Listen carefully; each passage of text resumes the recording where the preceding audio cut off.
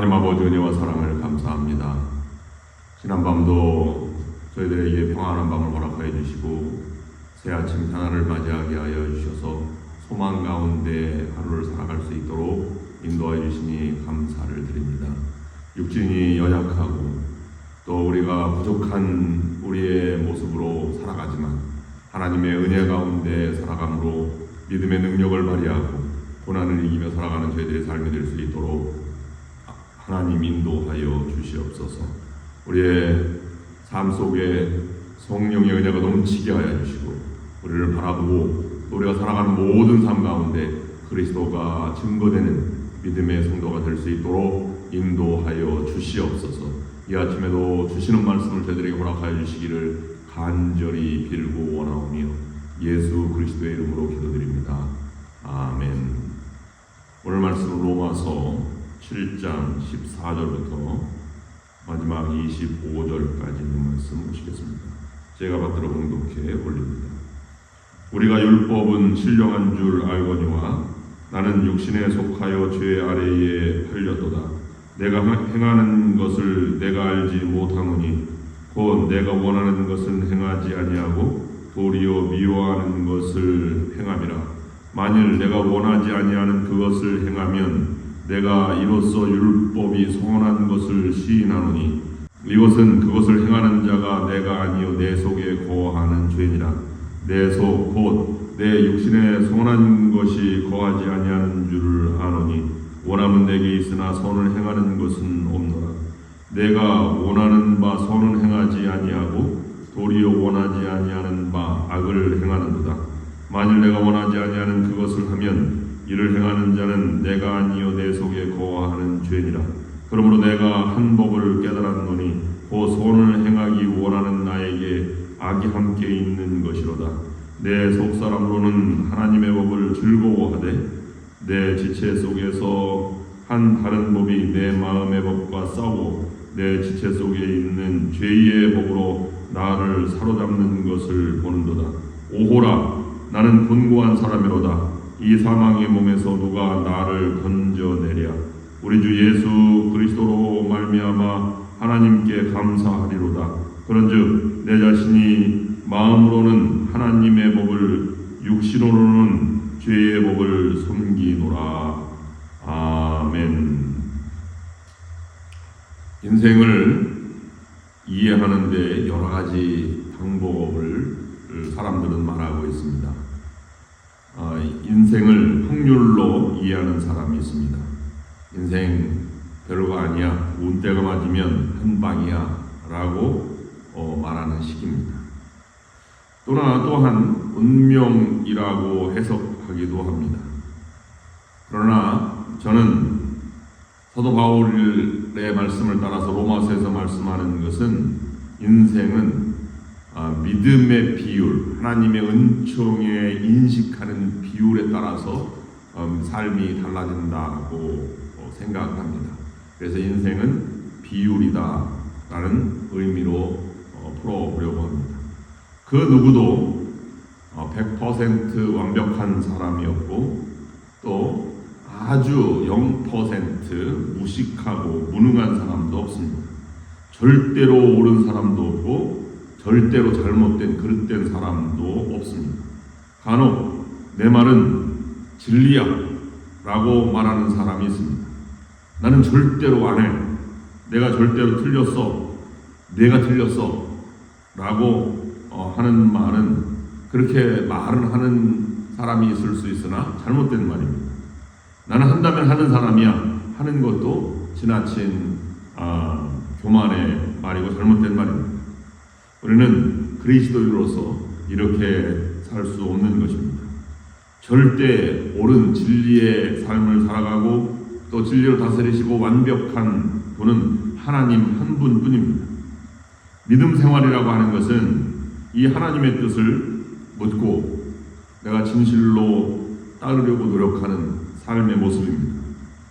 사람은 일정 부분 자신을 아는 존재여서 고뇌하는 일을 피해 나가기가 쉽지 않습니다.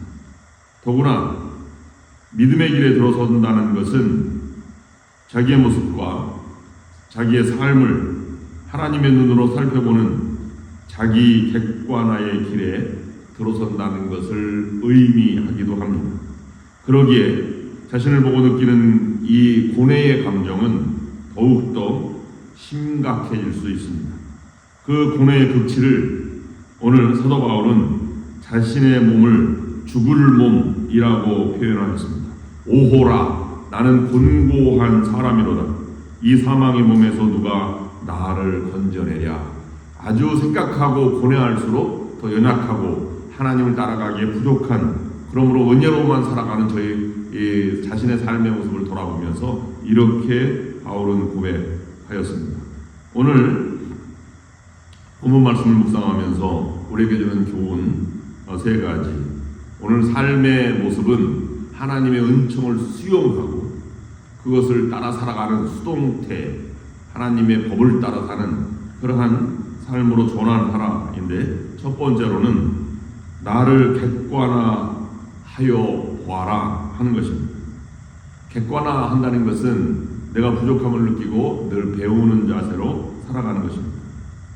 나를 객관화시켜서 나를 바라본다 라고 하는 것을 여러분 어떻게 생각합니까? 좋게 보입니까? 아니면 부끄럽고 불편해 보입니까? 아마 좋게 보이지는 않을 것입니다. 사도 바울도 자신을 지금 실망스럽게 바라보고 있습니다. 오호라, 나는 곤고한 사람이로다 라고 하는 것은 긍정적인 모습보다는 부정적인 모습입니다. 사람들이 나이가 들수록 하지 않는 것이 있습니다. 사진을 찍는 일입니다. 그리고 거울을 자주 보지 않는 것입니다. 왜냐하면 자신의 이 약함 또는 늙어감의 추함을 바라보고 싶지 않기 때문일 것입니다. 그래서 나이가 들수록 그 사람의 자랑은 과거에 집착하게 되며 현재의 나의 분신과 같은 자식과 손자 자랑이 점점 늘어나게 되는 것입니다. 또 신앙인들도 자신의 삶의 객관화한 모습을 바라보기보다는 교회의 자랑에 집착하기도 합니다. 그래서 잘못된 것, 비판적인 것, 이런 것을 집중적으로 바라보고 판단하게 됩니다. 그러나 비판적으로 보면 절대로 새로운 은혜의 세계가 열리지 않습니다. 새로운 창조가 될 수 없습니다. 그럼에도 불구하고 그쪽으로만 자꾸 보여서 그쪽 흐름으로만 따라가게 됩니다. 그러나 오늘 말씀은 오호라, 나는 곤고한 사람이로다 라고 하는 것은 다른 사람을 비판하고 객관적으로 보는 것이 아니라 나를 객관적으로 비판적으로 바라보고 상대방을 예수님이 바라보는 것처럼 긍휼한 모습으로 긍정적으로 바라보는 것을 우리는 믿음의 사람이라고 봅니다. 그래서 하나님의 은혜로만 살아가는 존재라고 하는 것을 수동태의 삶을 살아간다, 이렇게 말씀드릴 수 있을 것입니다. 사도 바울은 지금 자신의 모습을 진지하게 바라보고 있습니다. 그래서 이 나를 바라본다 라고 하는 이 증언은 정신없이 막 달려가던 자신의 삶의 길을 걸음을 잠시 멈추어 서서 돌아보게 합니다. 자기를 보는 그 시각이 극히 실망적이라는 사실은 생각을 더 깊고 깊게 만듭니다. 이렇게 자신을 바라보고 뉘우치고 객관화하고 하나님의 은혜를 생각해 보는 것은 쉬운 일은 아닙니다. 자신을 바로 볼 수 없는 것은 우리는 미성숙한 삶의 태도다라고 말할 수 있습니다. 어린이는 자기를 결코 객관적으로 볼 수 없습니다. 나이를 먹어도 그 정신이 어린 사람은 자신의 주관이 모두 객관적일 것이라는 착오를 가지고 평생 벗어나지 못하며 살아갑니다. 자신을 객관적으로 보기 시작한다는 것은 곧 철이 든다 라는 말로 표현하기도 합니다. 하루 종일 시내를 돌아다니고 다시 돌아와서 저녁에 거울을 보았을 때 거울 앞에 서서야 단추를 잘못 끼우고 살았음을 깨달았을 때 얼마나 그 사람이 비참하고 창피함을 느꼈겠습니까? 자기를 객관적으로 본다는 말은 실상은 자신의 이 추한 결함의 모습을 알게 된다는 의미입니다. 그 결함에서 벗어나고자 하는 노력이 비로소 그때 알 때 시작이 되는 것입니다. 그것이 인생 공부, 믿음의 출발, 믿음의 삶은 이런 것이다 라는 것을 깨닫고 고쳐나가기 시작하는 것입니다. 그래서 어리석은 사람은 현명한 사람에게 배우는 것보다 현명한 사람이 어리석은 사람에게 배우는 일이 더 많다는 말은 진실이고 객관적이고 또 현실의 모습입니다. 어리석음의 두께가 더할수록 자신에게 갇혀 살아가게 됩니다. 무식할수록 자신이 유식한 줄 알고 악할수록 자신이 선하다고 생각하며 하나님에게서 먼 사람일수록 자신이 믿음의 사람이며 자신이 경건하다고 생각하며 살아갑니다. 자기에게 고착된 사람은 아무것도 바라볼 수 없습니다. 그런 의미에서 사도 바울이 나를 돌아본다. 내 안에는 하나님의 법과 또 죄의 법이 동시에 존재하고 있다 라고 하는 것을 늘 생각해 보게 되는 것입니다. 두 번째로 오늘 본문이 주는 교훈은 마음이 진정으로 원하는 대로 행하라 하는 것입니다. 이것을 다른 말로는 성령의 인도함을 따르며 살아라 라는 말로 바꿔 말씀드릴 수 있습니다. 자기 성찰을 계속합니다. 우리 안에 죄의 법이 존재하는 것을 그때 바라봅니다. 동시에 죄의 법, 세상의 법, 연약한 모습으로 극복하기 위한 그런 인간의 욕심 그 말고 선을 행하고 싶은 또 다른 법이 존재합니다. 그런 양심 또는 성령의 법이 동시에 존재하는 것도 우리가 바라볼 수 있습니다. 근데 그것을 깊고 깊게 생각하고 또 생각해 보면 우리가 바라는 것은 일생이지만 정말 인생은 진지하게 살아야지, 진실한 모습이어야지, 하나님을 믿는 사람이, 은혜를 경험한 사람이 이렇게 살면 안 되지 하는 울림에, 마음의 울림이 있습니다. 그 깊은 울림대로 살아가면 우리가 후회함도 없고 만족하며 평안하며 기쁨으로 살아갈 수 있게 되는 것입니다. 그러므로 죄의 법은 양심의 가책을 느끼기 위해서 불편하게 만들지만 성령의 법은 은혜와 만족을 주어서 평안하고 그리고 감격적이며 기쁨의 삶을 살아가게 인도한다는 것입니다. 그래서 자신을 괴롭히는 죄의 법을 멀리하고 또 은혜의 법을 따라서 살아가려고 늘 노력합니다.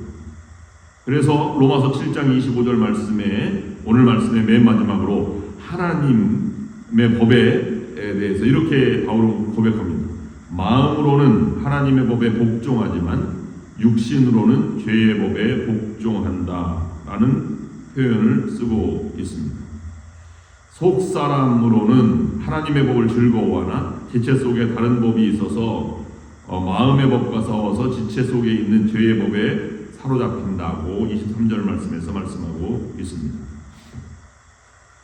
시야에 점점 뚜렷하게 들어오는 것이 있습니다. 내 속에 자리 잡고 있는 죄의 모습입니다. 그리고 또 보입니다. 선을 행하려고 하는 나에게 악이 동시에 존재하고 있다는 사실도 바라보게 됩니다.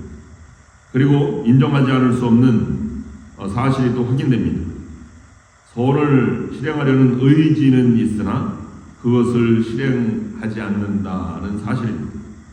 이러한 답답한 일은 해결의 실마리가 보이지 않습니다. 그래서 한탄하고 또 나는 공고한 사람이다 라고 고백하게 되는 것입니다. 그런데 그것은 상황이 원하는 삶을 살아가는 것이지만 상황이 다른 어떤 세상적인 삶이 원하는 방향으로 살지 말고 마음의 진정으로 하나님이 바라고 원하시는 방향대로 살아가면 그렇게 살아갈 수 없는 것입니다. 최선을 다하였고 후회함이 없는 삶을 살아가려고 하지만 그러나 자기가 행한 것을 모두 좋아할 수는 없습니다. 대부분 내가 한 행동과 말에 후회하며 자책을 하며 살아가는 것이 우리의 모습입니다. 그러나 하나의 원칙은 내가 잘못된 것을 바라보면서 내 마음의 깊은 곳에 하나님의 법을 따르려고 하는 양심의 흐름대로 따라가다 보면 이 원칙이 무엇인지, 근본이 무엇인지를 바라보고 그 믿음의 모습으로 다시 달라져서 순수한 사람, 정말로 열정적이고 헌신적인 섬김의 사람으로 변해간다고 하는 것입니다. 어떤 것도 기본이 중요한 것입니다. 이 운동을 해도 아니면 삶의 모습도 이 깊은 진정한 원칙으로 나아가는 것이 삶의 진정한 모습이 되는 것입니다. 그래서 사도 바울은 자신의 고뇌를 다 바라본 다음에 그만큼 어려운 삶이지만 하나님의 법을 따르는 삶으로 살아가려고 노력하는 자신을 다시 한번 되뇌이고 되짚어 봅니다. 그런 괴로운 심정으로 살아가면서 다시 이제 하나님만을 바라보는 삶으로 변해가는 것입니다. 그래서 오늘 본문이 주는 세 번째 교훈은 하나님의 은혜, 주시는 은혜를 따라 살아가는 수동태로 삶을 전환하라 하는 것입니다. 하나님께 모든 것을 맡기고 내 주관대로 살아가는 것이 아니라 내가 하나님의 뜻을 수용하고 그대로 살아가는 가운데 하나님의 은혜의 사람이 되라고 하는 것입니다. 그것은 우리의 삶이 무엇에 관심을 갖는 것이 아니라 우리의 관심은 누구여야만 하는 것입니다. 내가 누구인가? 하나님이 어떤 분이십니까? 내가 살아가는 것이 아니라 그분의 은혜와 말씀이 내 안에 살아 존재해야 하는 것입니다. 내가 한 일이란 실패와 좌절뿐이지만 그분의 명령과 말씀이 하는 일은 만족과 풍요함으로 인도하는 삶의 모습인 것입니다. 우리가 삶을 마지막 정리했을 때 나는 무엇을 이루었다라고 하는 것이 아니라 내가 누구인가 또는 무엇이 아니라 하나님을 의지했는가 라는 삶으로 우리가 기결을 해야 하는 것입니다. 우리의 관심은 무엇에서 누구로 이어져야만 합니다. 누구여야만 한다는 사실입니다. 그래서 나는 부족하지만 하나님께서 의롭다 인정하시고 다가오시고 하나님의 자녀로 불러주시고 사명을 맡겨주셔서 그 하나님께서 다가오셔서 나를 접수해 주어야만 내 은혜가 새로워진다는 것을 알고 그 은혜를 감사하며 감격해하며 말씀대로 살아가며 그 삶을 사명대로 살아가는 것이 기쁨이고 만족이고 평안이라는 삶으로 삶의 존재 방식을 바꾼다면 이것은 하나님의 은혜를 수용하는 수동태로 삶을 전환해서 살아가는 것입니다. 그래서 비판하지 않고 하나님의 은혜를 사모하며 살아가게 되는 것입니다. 그런 곳에서 오직 하나님이 행하는 일을 우리가 바라보고 그 하나님이 행하는 일을 내가 감격하며 바라보게 됩니다. 모세의 방법이 바로 그런 것입니다. 그리고 노아 시대의 방주로 들어갔던 사람들의 모습이 바로 그것입니다. 엘리야는 기도할 때 두 다리 사이에 머리를 넣고 기도하였습니다. 그 모습이 바로 하나님께 맡김의 원리, 모든 것을 내가 하나님의 말씀대로 하나님이 주시는 은혜대로 살아가겠습니다 라고 하는 고백의 표현이 되는 것입니다. 그런 삶으로 살아가셔서 하나님의 은혜로 살아가는 믿음의 성도 여러분들이 될 수 있기를 주님의 이름으로 축원합니다. 기도하시겠습니다.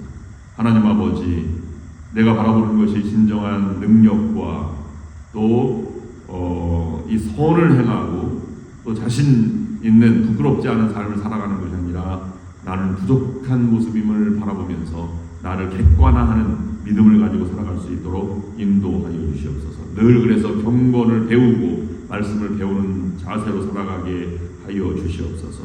우리가 상황이 원하는 대로 살아가지 않고 내 마음속 깊은 곳에서 하나님의 말씀에 울림대로 살아가는 마음이 진정으로 원하는 대로 행하는 성령의 인도하심을 따라 살아가는 성도가 될 수 있도록 인도하여 주시옵소서. 내가 주인이 되어 살아가는 것이 아니라 나는 그저 종입니다. 하나님의 은혜로만 살아갑니다 라고 하나님의 은혜를 받아들이고 수용하는 삶을 살아가면서 믿음의 능력을 발휘하고 고난을 이겨나가는 성도들의 삶이 될 수 있도록 인도하여 주시옵소서. 예수 그리스도의 이름으로 기도드립니다. 아멘. 이제는 우리 주 예수 그리스도의 은혜와 하나님 아버지의 극진하신 사랑하심과 성령의 역사인도 교통하심이 오늘 말씀을 들고 살아가기를 원하는 모든 성도들과 그들의 가정과 하는 모든 일을 위해 지금부터 영원토록 함께 하옵시기를 간절히 축원하옵나이다. 아멘.